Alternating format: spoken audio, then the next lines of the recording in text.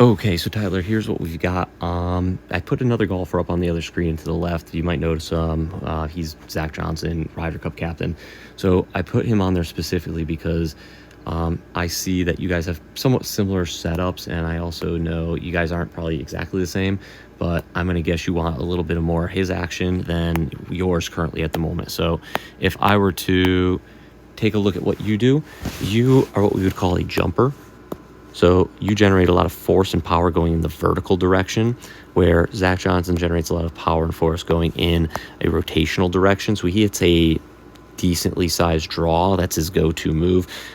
It doesn't look like you do that. So I think maybe you should, maybe work a little bit towards what he's trying to do. So main priorities here.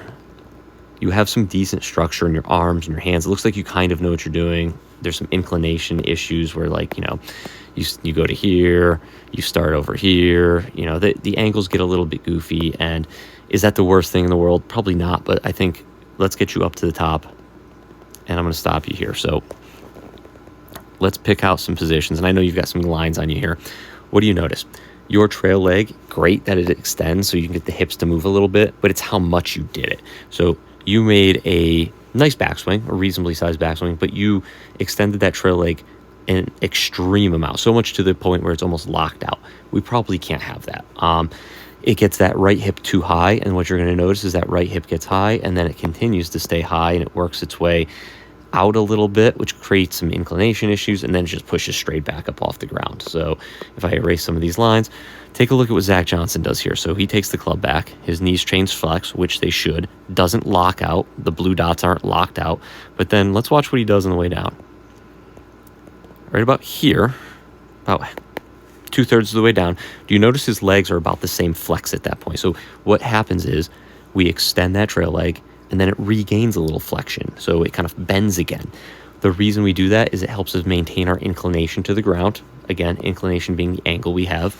And it also helps us bring the club back down more from the inside. So it's almost going to feel like you get lower for a half a backswing or half a downswing, whereas you just go up. So you can see your hips and every piece of your lower body just go upward.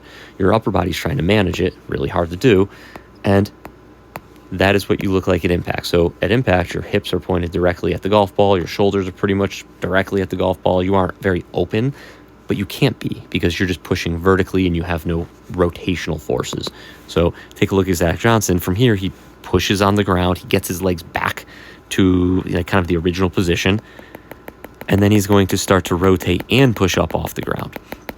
So think of it this way. If you were going to play basketball and you're boxing someone out and you're waiting for a rebound, you wouldn't just, from a static position where your knees are just a little bit bent, you wouldn't just jump without pushing down to then push back up off the ground to create some power.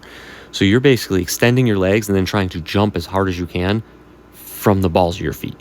So you need to almost practice taking some half backswings or maybe even full backswings, bringing it back down to about waist height, kind of like Zach Johnson here is on the left-hand side, and then from there, pushing hard off the ground. It's going to be a really foreign feel for you, but I think I even have a Instagram video where I do something very, very similar to that from a lesson that I did recently.